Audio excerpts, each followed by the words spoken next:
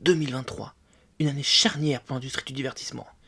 À Hollywood, les plateaux sont figés, les talk-shows déprogrammés, les séries reportées.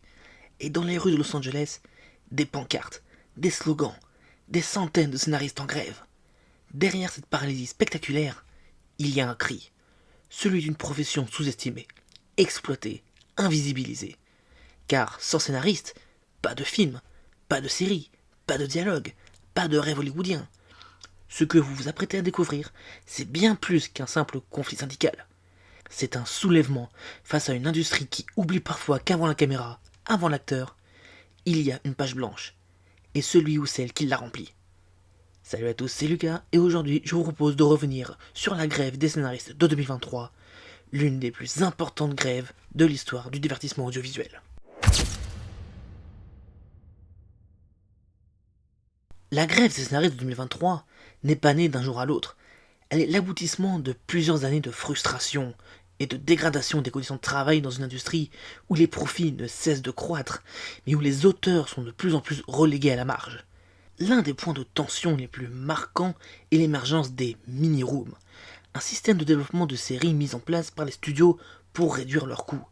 Au lieu de lancer une Writer's Room complète avec une équipe pour la saison entière, ils engagent seulement quelques scénaristes pendant quelques semaines pour développer une poignée de scripts, souvent sans garantie que ceux-ci seront réellement produits, ni que les auteurs seront embauchés pour la suite. Ces pratiques ont été vivement dénoncées par de nombreux scénaristes, notamment Dan Erickson, créateur de la série à succès Severance sur Apple TV+.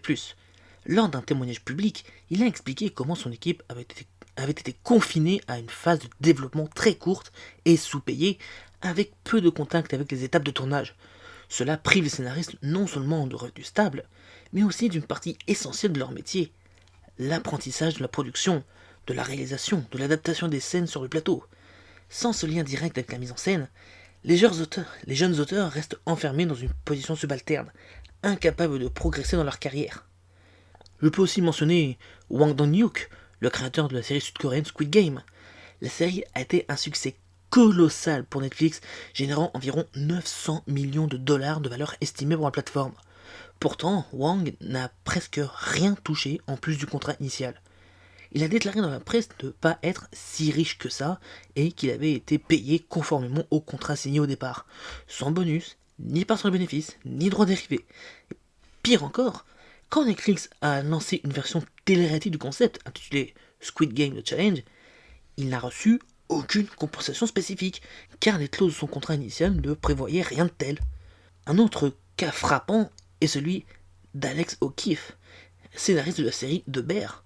En mars 2023, il a révélé qu'il avait écrit plusieurs épisodes de la saison 1 alors qu'il vivait dans un appartement sans chauffage, en hiver, et à Brooklyn, un état où les températures hivernales peuvent tomber dans le négatif, et qu'il ne pouvait pas se payer un costume pour aller chercher son prix au WGA Awards. Il avait littéralement le compte en banque à découvert. Et The Bear a pourtant connu un immense succès critique et commercial, mais les revenus perçus par ses auteurs sont restés dérisoires. O'Keefe a déclaré « Nous écrivons les séries que tout le monde regarde, mais nous vivons comme si nous étions invisibles. » Et cette situation n'est pas un cas... Cette situation et les autres que j'ai cités ne sont pas des cas isolés. De nombreux scénaristes expérimentés, y compris ceux ayant travaillé sur des séries emblématiques, peinent à joindre les deux bouts. David Simon, créateur de The Wire, a été l'un des premiers à dénoncer publiquement la précarité rampante du métier. Dans un billet de blog viral, il a fustigé l'avidité des studios et le déclin des conditions de travail depuis l'émergence des plateformes de streaming. Simon a été suspendu par HBO pour sa participation active à la grève, preuve de la tension extrême entre auteurs et diffuseurs. Et je ne parle même pas des scénaristes qui ont bossé sur les séries du MCU, et encore pire, les créateurs des personnages de ces séries et des films. Là, on est vraiment à un autre niveau de saloperie. À cette précarisation s'ajoute une menace technologique plus tangible, l'intelligence artificielle. De nombreux studios ont commencé à explorer l'utilisation d'outils comme ChatGPT pour générer des ébauches de scénarios. Le danger est remplacer les scénaristes par des logiciels génératifs, puis engager quelques auteurs sous-payés pour réviser les textes produits par la machine. La WGA a très vite identifié ce risque comme une ligne rouge. Lors des négociations, ils ont exigé que l'IA ne puisse ni générer du contenu original crédité comme scénariste, ni être entraîné à partir de scénarios existants sans consentement explicite. Cette combinaison de précarité, de mépris, de contournements légaux et de menaces technologiques a mené à une rupture. Pour les auteurs, il ne s'agissait plus simplement de négocier des hausses de salaire, il s'agissait de défendre l'essence même de leur métier.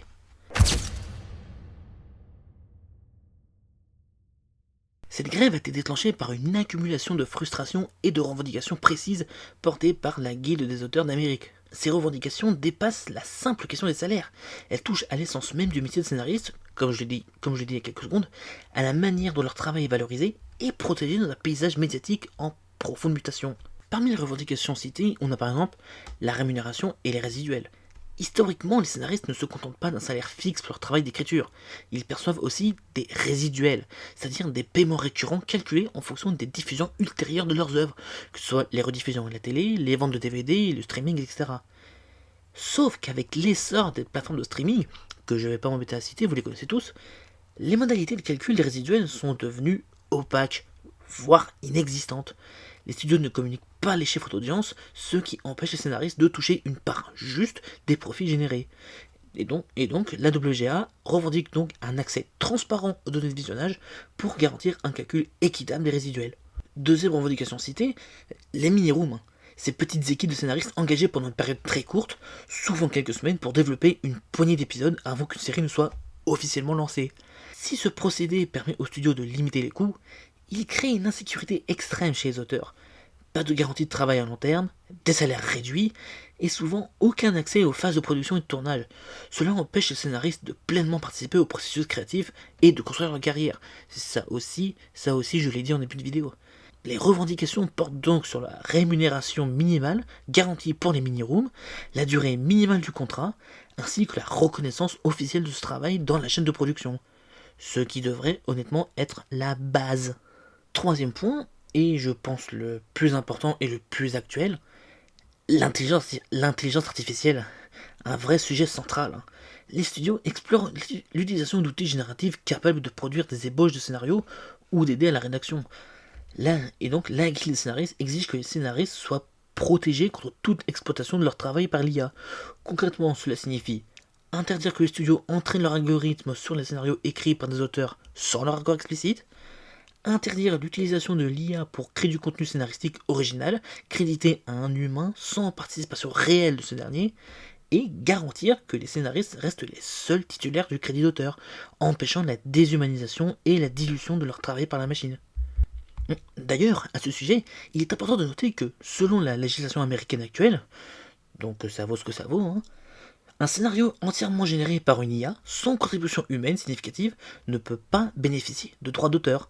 En effet, pour être protégé légalement, un contenu doit être créé par un être humain, capable d'apporter une contribution créative identifiable. Cette règle souligne l'importance pour les scénaristes de rester au cœur du processus créatif, afin que leur travail soit reconnu et défendu juridiquement.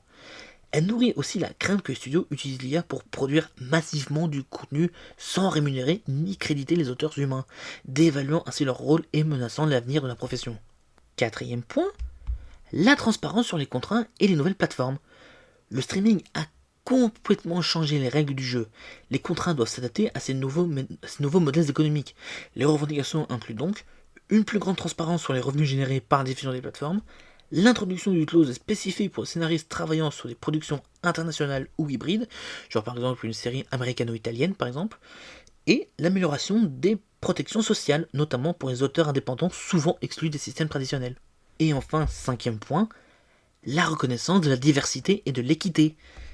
La WGA pousse pour une meilleure représentation des minorités et des femmes dans les salles d'écriture, avec des engagements concrets des studios pour garantir un accès équitable au travail et aux responsabilités créatives.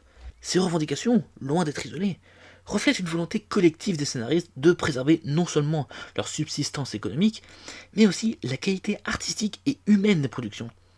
Elles visent à restaurer un équilibre face à des puissances industrielles qui, souvent, privilégient la rentabilité immédiate au détriment du travail d'écriture.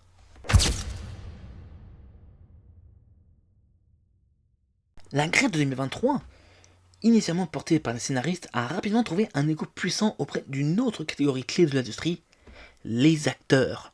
Leur entrée dans la grève a été une étape majeure, symbolisant une alliance rare entre deux piliers de la création de visuels, ceux qui écrivent et ceux qui incarnent les personnages.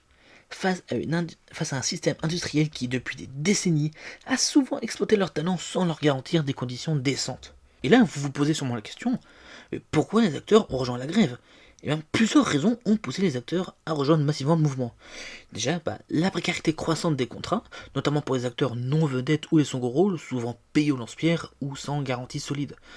Il y a aussi l'essor des plateformes de streaming qui a fait exploser les productions, mais les contrats n'ont pas suivi les rythmes en termes de rémunération, de résiduel ou de protection sociale. Je peux aussi parler de l'utilisation de la technologie, que ce soit pour les deepfakes, les doublures numériques ou l'IA vocale, qui menacent la valeur du travail d'acteurs en reproduisant leurs performances sans consentement ni rémunération supplémentaire. Et enfin, le désir de soutenir un scénariste, tout simplement, leur partenaire de création en faisant front commun pour une réforme globale.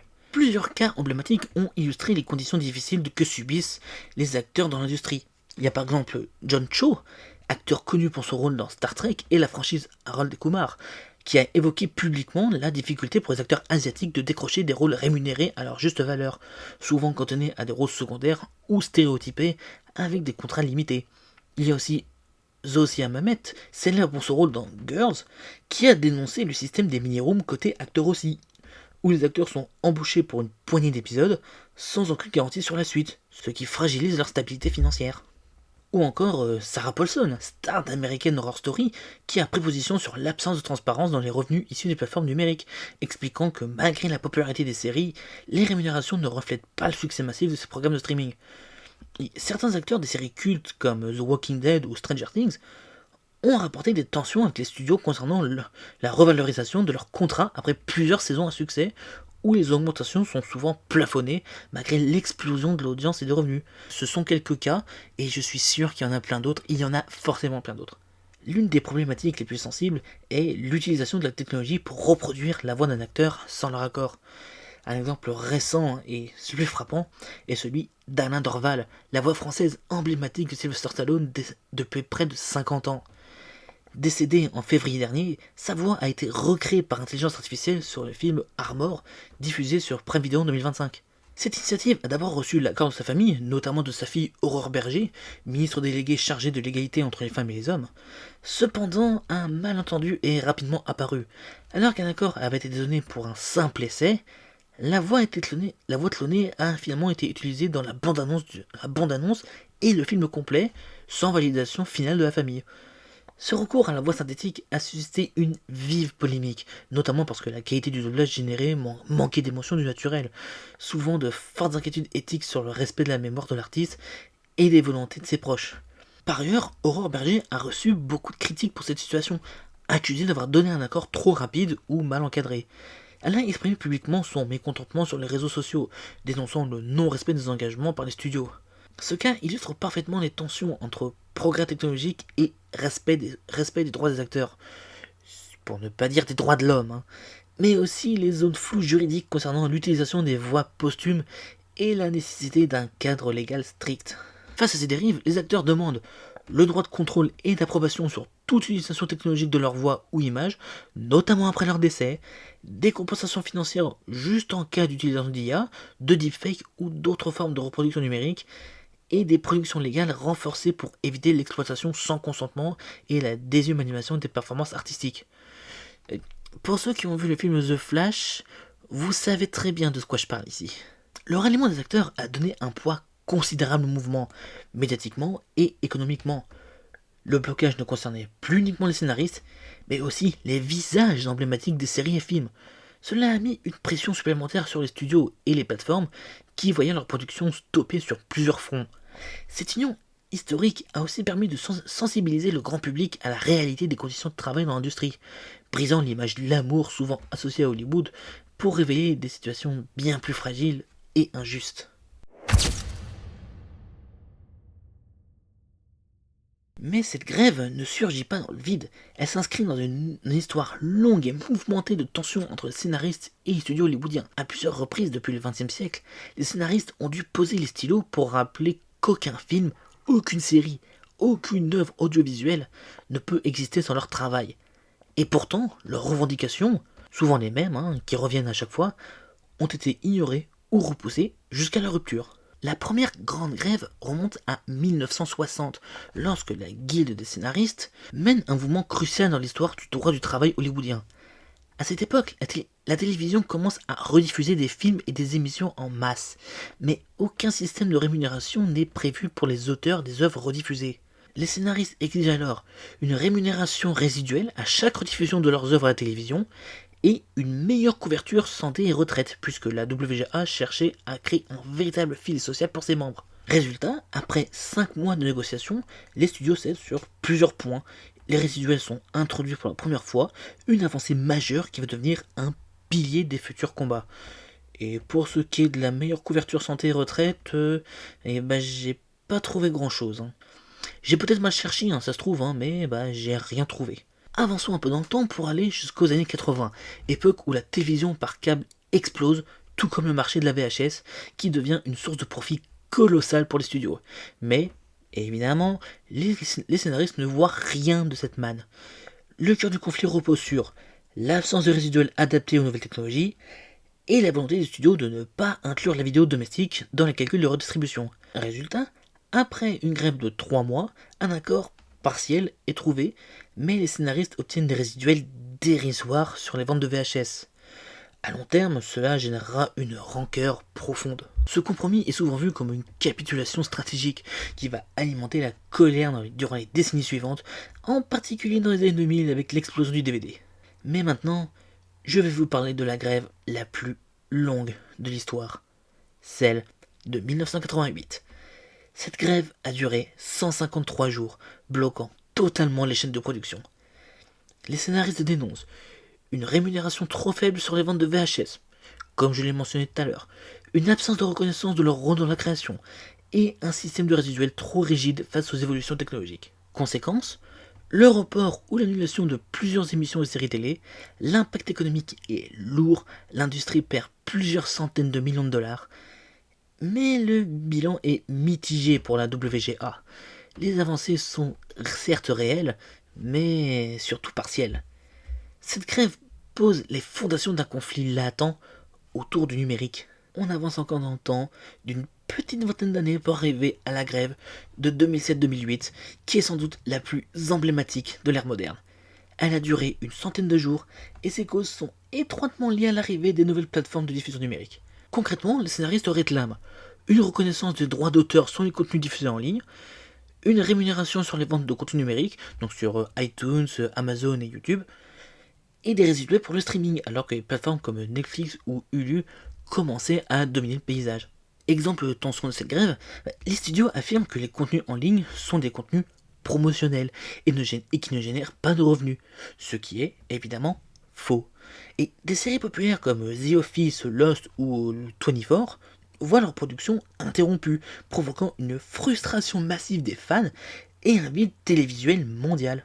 Là encore, une victoire partielle, les scénaristes obtiennent une rémunération minimale sur les ventes numériques et le streaming est reconnu comme un canal de diffusion à part entière, mais sans revalorisation à la hauteur de son potentiel économique futur. Cette sous-estimation des enjeux du streaming reviendra comme un boomerang lors de la grève d'il y a 2 ans. Toutes ces grèves ont des points communs frappants.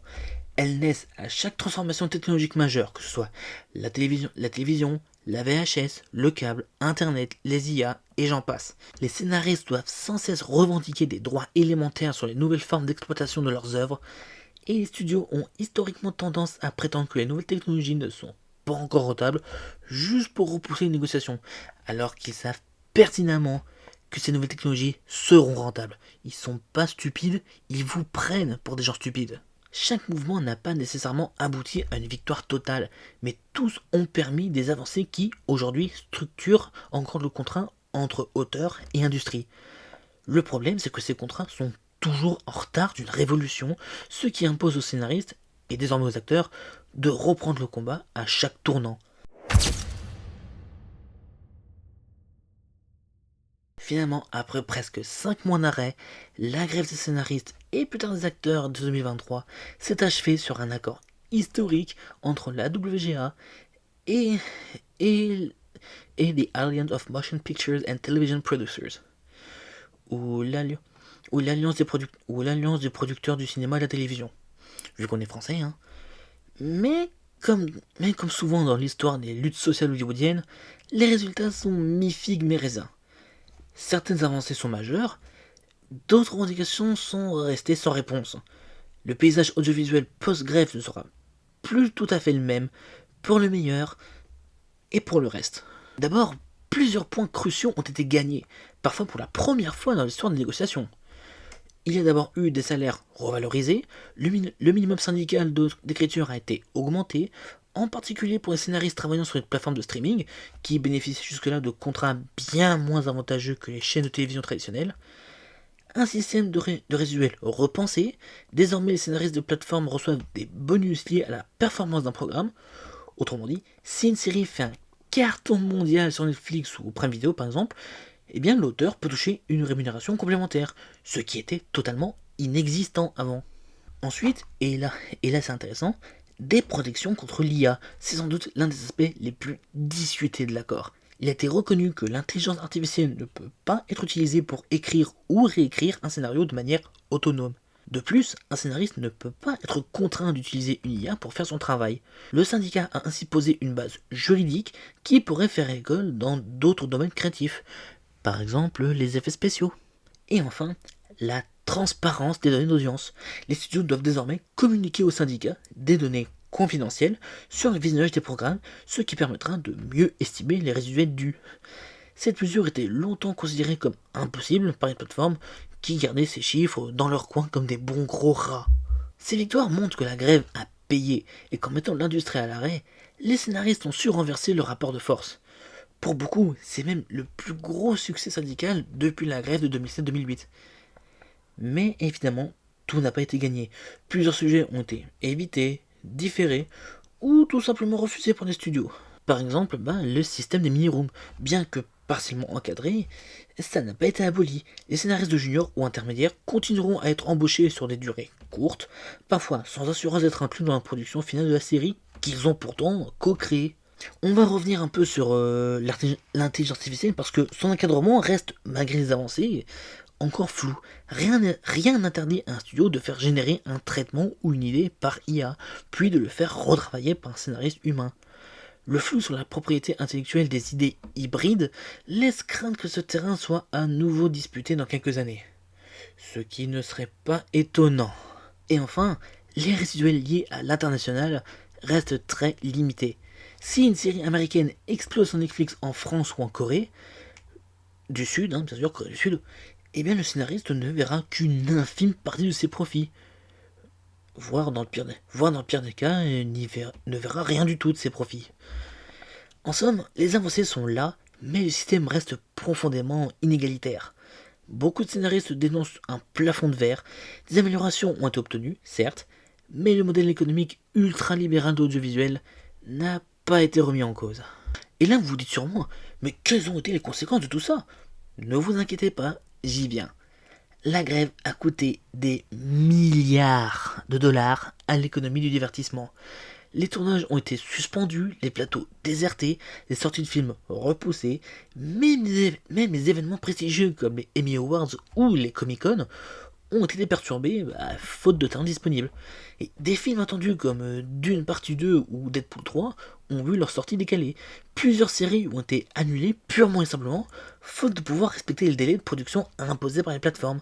Des talk shows quotidiens comme The Late Show ou le Saturday Night Live ont été mis en pause pendant plusieurs mois. Mais au-delà de la logistique, c'est le modèle économique même du streaming qui a vacillé. Les plateformes ont compris qu'en précarisant les créateurs, elles s'exposaient à des risques énormes. Certains, comme Netflix ou Disney+, ont dû revoir leurs plans à long terme et gèrent désormais les productions de contenu de façon plus prudente. Et ça leur fait pas plaisir. Ce qui a marqué cette grève, c'est aussi l'ampleur de la solidarité entre corps de métier. Scénaristes, acteurs, mais aussi réalisateurs, techniciens, monteurs, costumiers. Tous ont exprimé leur soutien publiquement ou par des actions symboliques. Des figures majeures d'Hollywood comme Christopher Nolan, Viola Davis, Mark Ruffalo ou Greta Gerwig ont pris la parole pour défendre la cause des créateurs face à l'avidité des studios. Cette mobilisation a eu un impact très fort sur l'opinion publique, qui a largement soutenu les grévistes en comprenant que la fiction qu'ils consomment repose sur des artistes précaires. Si l'accord de 2023 a permis de faire évoluer le rapport de force, il ne marque pas la fin du combat. Plusieurs chantiers restent ouverts. La question des droits internationaux dans un marché plus global, la protection des voix et des visages à l'ère du deepfake, qui concerne non seulement les acteurs vivants, mais aussi et surtout les artistes décédés. Je parle encore de toi, The Flash. Le statut des créateurs indépendants, souvent en marge des grands syndicats. Et bien évidemment, la place de l'IA générative dans les étapes créatives, qui reste un champ miné de manière juridique. En d'autres termes, la grève de 2023 n'est pas une fin, mais un tournant. Elle a permis d'obtenir des garanties inédites, mais elle a surtout ouvert les yeux de l'industrie et du public sur l'absolue nécessité de mieux protéger les métiers de la création dans un monde numérique où les lignes bougent plus vite que le droit. Tout ce que je viens de vous raconter n'était pas seulement un bras de fer entre des artistes et des multinationales, c'était une alarme collective, tirée au cœur d'un écosystème en mutation accélérée où la technologie, la finance et la précarité redessinent les rapports de force. Derrière les slogans, les piquets de grève et les négociations marathon se cache un combat fondamental, celui de la reconnaissance humaine dans un monde de plus en plus déshumanisé. Les scénaristes n'ont jamais demandé des millions, ils ont demandé du respect, de la transparence et la possibilité de vivre dignement de leur métier. Ce qui était vrai pour les plumes dans l'ombre l'est aussi pour les visages familiers à l'écran, dont beaucoup subissent des contrats absurdes, des conditions dégradantes ou voient leur voix et leur image captées à leur insu par des algorithmes. La grève a mis en lumière ce que beaucoup préféraient ignorer, que derrière chaque série à succès, chaque film à grand budget, chaque personnage iconique, il y a des centaines de personnes invisibles, parfois mal payées, souvent sous pression, mais toujours essentielles. Elle a aussi posé une question plus large, presque philosophique. Que devient la création quand elle est gouvernée par les tableurs, les plateformes et les intelligences artificielles? Peut-on encore parler d'art quand les artistes ne sont plus rémunérés, entendus, ni protégés? Oui, la grève a permis des avancées. Oui, elle a forcé Hollywood à faire des concessions. Mais elle laisse surtout derrière elle un message puissant. L'industrie du divertissement ne peut pas survivre sans ses créateurs. Et si elle l'oublie, elle court vers une crise bien plus grande qu'une simple interruption de tournage. Aujourd'hui, alors que l'IA continue de progresser et que les modèles économiques restent opaques et que les contrats de travail se flexibilisent jusqu'à l'absurde, le combat ne fait que commencer. Ce que les scénaristes ont obtenu il y a 2 ans est précieux, mais ce n'est qu'un début. Et il faudra rester vigilant pour que les droits acquis ne soient pas effacés, contournés ou rachetés à coups de clauses invisibles.